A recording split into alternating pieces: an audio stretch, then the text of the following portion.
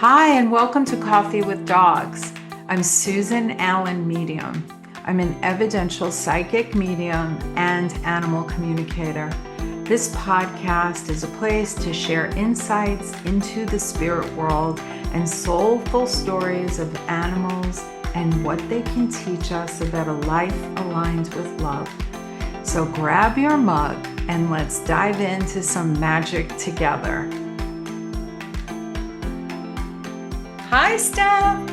Hello, how are you?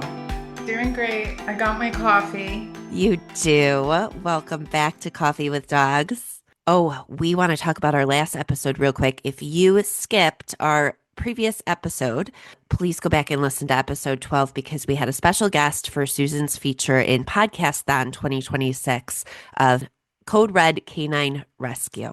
And I also want to remind you, if you haven't reviewed the podcast, what are you waiting for? Susan wants to read your review, especially if it's on Apple Podcasts. That's how we get out to everybody else. So if you wouldn't mind writing a quick review and giving her 5 stars, that would help us greatly.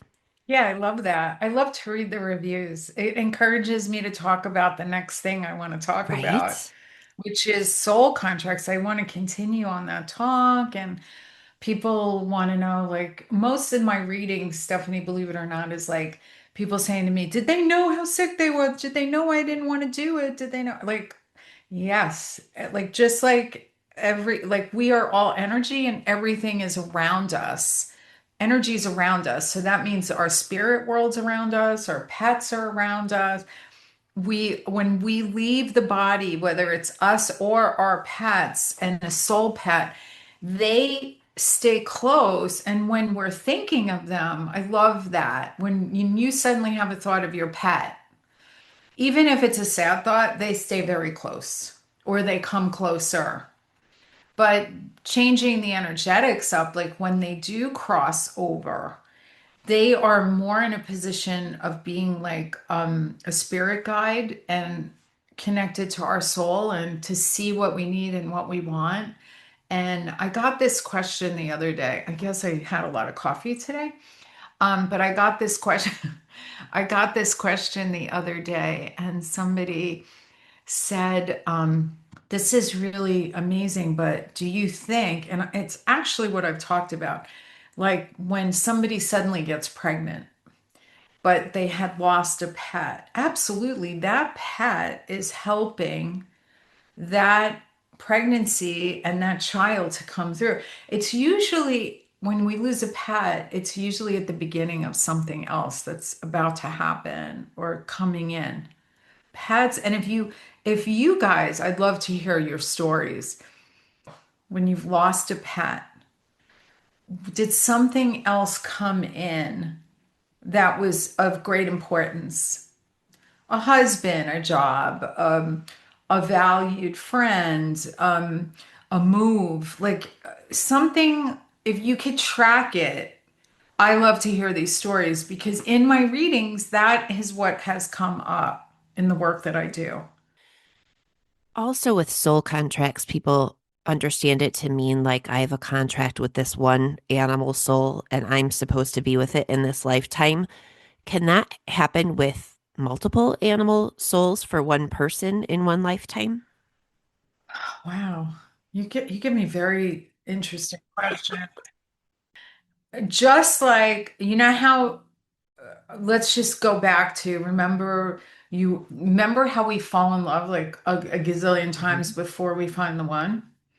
But there's always that one boyfriend that stays significant. That's a part of your soul. That was a contract with that boyfriend that stays a part of your soul. I'm talking about boyfriends, but I think for me, I had significant pets, but I feel like I had like a psychic cat that helped me with my psychic, a black cat named Devo. And part of one of my stories is when he passed, I was in a deep sleep and he was spinning in my third eye, and it was really uncomfortable and I couldn't wake myself up. And it was visceral. And when I woke up, there was like mist in the ceiling in my bedroom. It's crazy. So I had a mystical experience with that cat, very, very mystical. And I think meeting him was part of our soul contract. Okay, it was very specific. And with my dog Rosie, I think she was, for me, I think she was a soul pet because I've had very interesting experiences, especially after her transition. And she brought so much in. Like she brought in, oh, I think I want to take an animal communication class to see if I could talk to this dog. We are always speaking the language to our pets. It's an energy. It's your thoughts. It's telepathy. It's going back and forth with your thoughts and what you're thinking. I mean, this is like an oldie, but a goodie. The minute you think of walking your dog is at the front door or is acting different, Right. right? Because we're imaging to And I them. know you've talked about this before, but when you do have that soul pet, then people want it back, right? After it passes.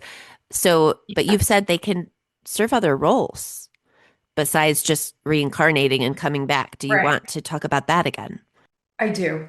I did not ask my soul pet to come back because she's working in the spirit world on my behalf and helping me. And I do see her, and she has come and sat by the foot of my bed in the middle of the night. I've seen her when I've needed her the most. I have not asked her to come back. When there have been losses that are so significant and profound, like a 6 month old little schnauzer was run over, and this woman called me, and I knew the dog was coming back because she had kept asking the dog, please come back, please come back, please come back.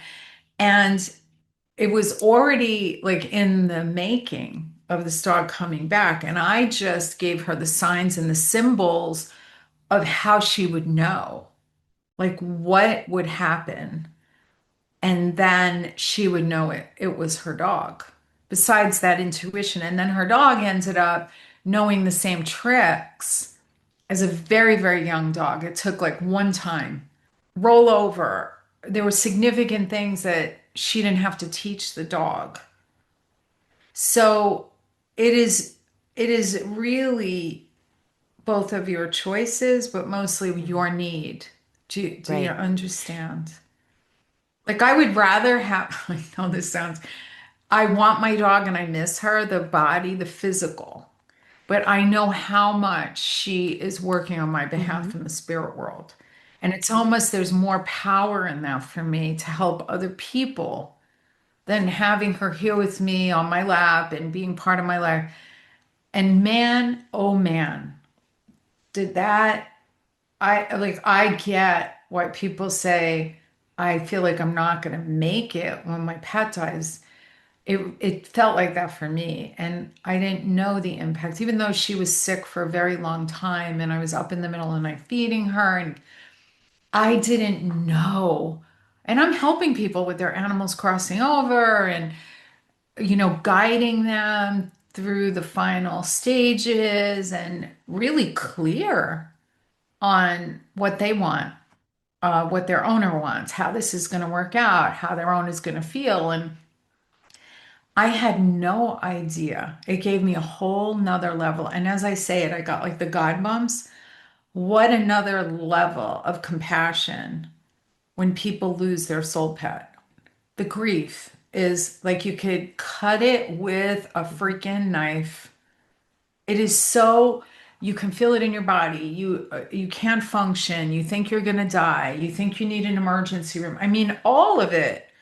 I really get it. And I have a deeper compassion and I can hold space for that now Hmm. much better. So every experience in our lives, whether it's my experience on the woo or your experience, it's all very connected and very deep for the individual that's going through it. Hmm. Very deep. You know, you mentioned accidents, and I hear a lot of questions in the animal world about that. When an accident, like you said, like a car accident happens to end the life of a pet, Oh. Does soul contracts play in as in it was predestined that way? It was always going to happen, or does an accident just happen? Well, I always think in my work that I do, I know that that animal leaving so suddenly and so crazy is part of your soul contract with that pet, or forget about the soul contract. It's it's karmic. In a past life, your relationship with that pet was that you indeed left Oh, wow. suddenly. And you're here to experience whether you were an animal or you were a person. It's very hard to explain it all, but I think that that's a layer of your heart because it all works here. It's all this in this area. This is where all our intuition comes from, is this main area, our heart, our soul, where our body houses all this. And what I believe is that this area loses a layer of like fascia when you have a huge loss. Like it's like the fascia is cleaned off this area for more light. These grave losses create a lot more light because you can't get the light unless you've been in the dark. That darkness, that overshadowing of tremendous grief brings you more light and brings you to the light.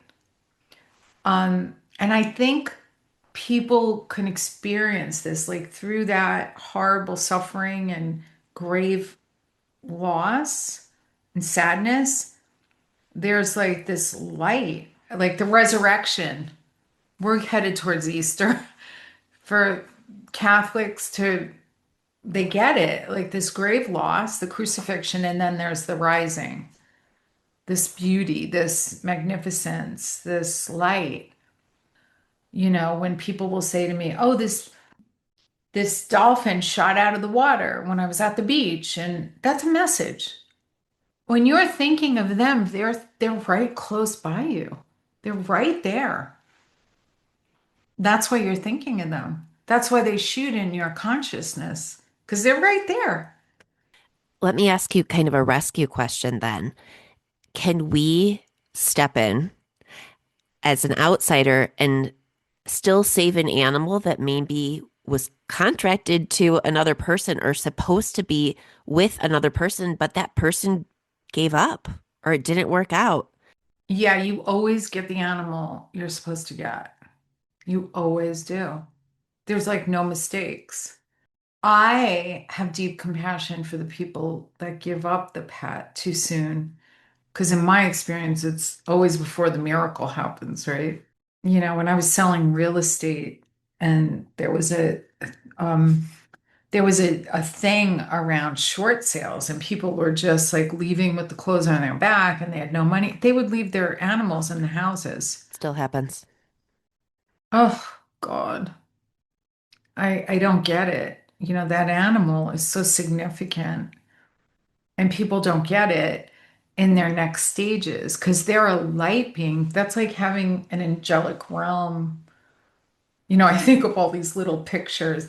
We're sending you to the planet, but the heaven pictures, the cute caricatures. Yeah.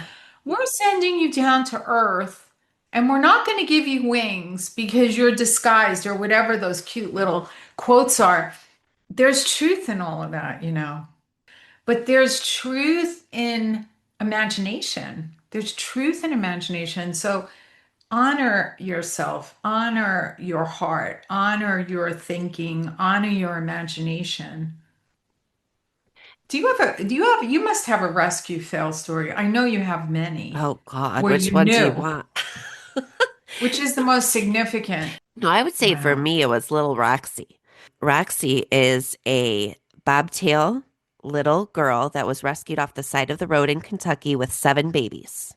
She is little, and how she ever had seven babies, I couldn't explain it to you. Five of the seven babies were also bobtails. Cutest thing you've ever seen. when I brought her into foster, I was smiling ear to ear with her in the box. And I come up, and my husband looked at me and he said, "Why are you smiling? Are you going to keep her?" And I said, "No, she's a foster." Yes, I was.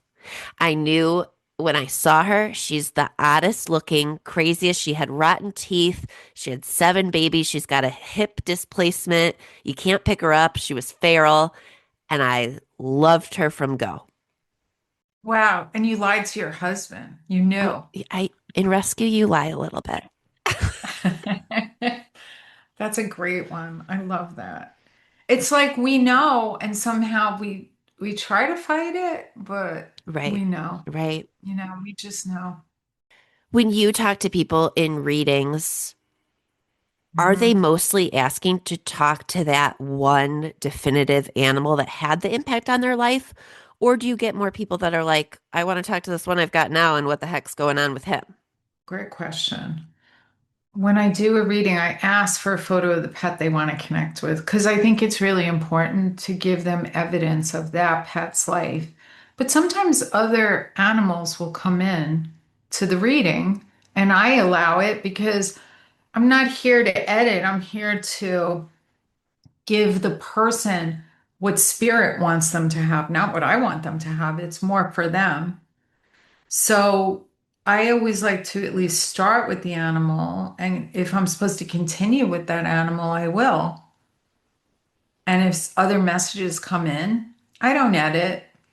I mean, it's mostly animal soul speak are animals, but sometimes the dead people come in to show me that they brought the animal over, that they were there. Mhm. Or, mom is now with the grandchild because this daughter of hers never had children, but she's taken the cats over that the daughter had, as her grandchildren. And that I don't block it. I just go with it because we're not editors. We just give what we get, right? Right.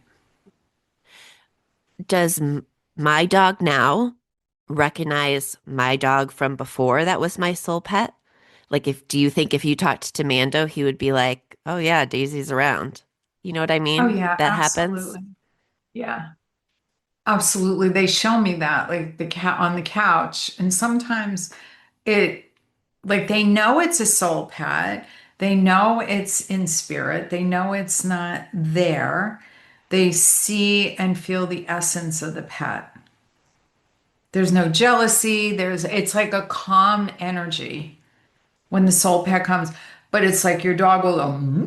you know, there's like a change in the environment. Your dog will suddenly look out to one side really strong and hard because that's a soul coming in. It's not scary. I mean, if anybody would have been scared of that stuff, it would have been me.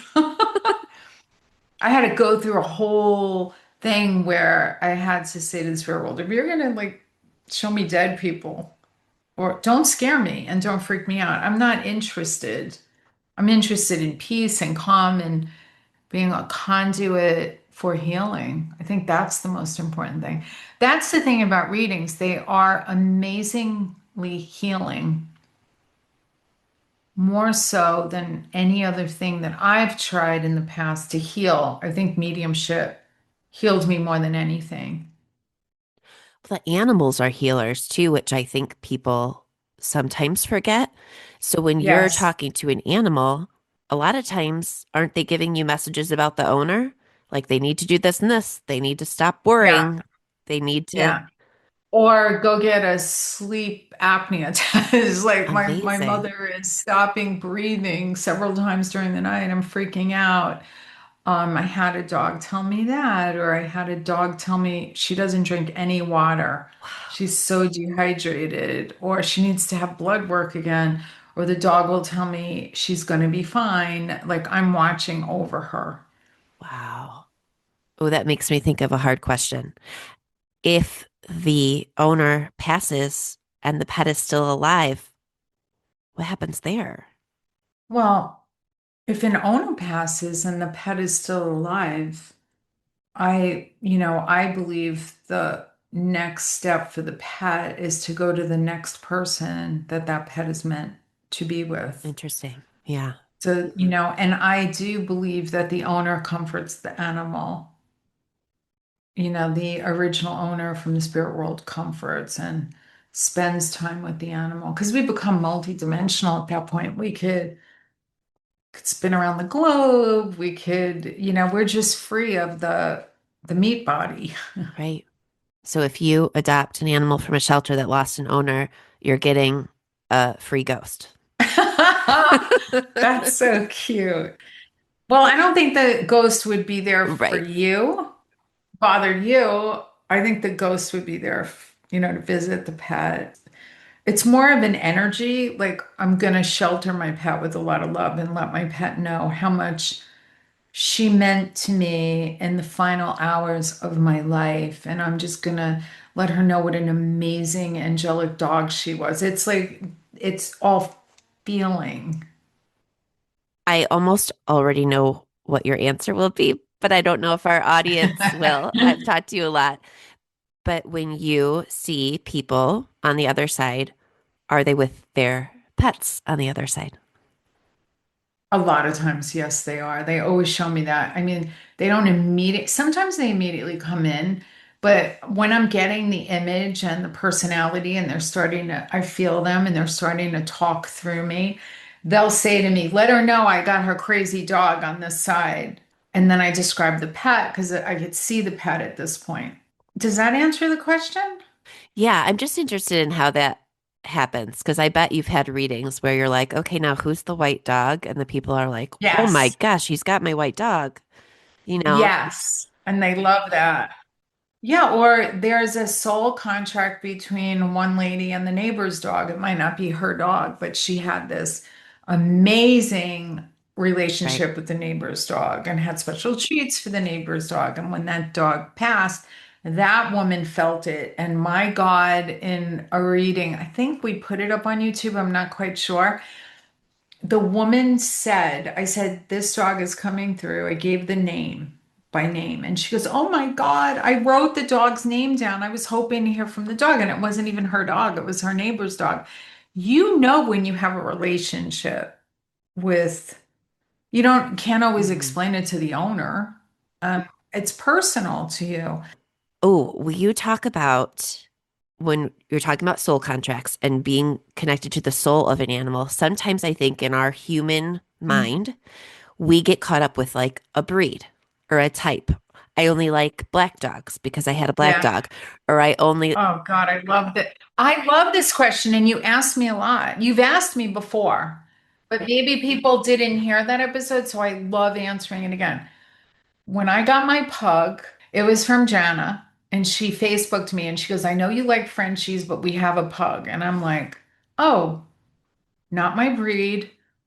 I thought to myself, my vet has a pug rescue. She's also a friend. And I know so many people they collect pugs like potato chips. Like they'll take another one. Or God forbid, like I don't want to be a rescue fail. God forbid, I would just tell Jana, this pug's not for me. But I just took Lily, who I had adopted a year before, and I drove Lily to the rescue. And we spent an hour there to see if the pug they liked each other. And when I looked down at the pug, not my breed, I looked down and it looked up at me and I went, oh my God. Oh my God. It was like it hit me in my chest. yeah.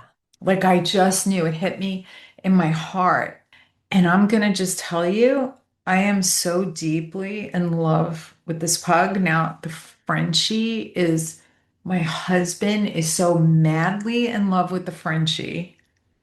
And she has all the aspects that he would not like in a dog. Like she farts and she smells. She smells. And when he went to visit his mom, he took that dog and she slept in bed with him. That's not my husband. Okay. And he lets the pug sleep in bed because she's like a cat. She's so clean. And we're in love with this pug. I mean, she's definitely my dog. She follows me around. She's a mini me. But I call her an equal opportunity employer because they employ us. And she gives my husband so much love too. So I hope that that story is relatable. Right. Sometimes I have to talk about myself to make other people understand that you get fixed on a breed and then your heart is completely swept up. Hmm. This is my second Frenchie, and nothing like the relationship I had with Rosie. I mean, this dog loves me, she follows me around, but it's completely a different relationship. But I have that with the pug that I never thought I'd fall in love with. Right. And I just think it's important for people to hear that, to stay open because you'll never miss, and you have said this to me, you'll never miss what's meant for you. Never. It's already in the books. It's meant for you. Bring the vibration up. Do not concentrate on what's not right in your life. We need to focus on what is right.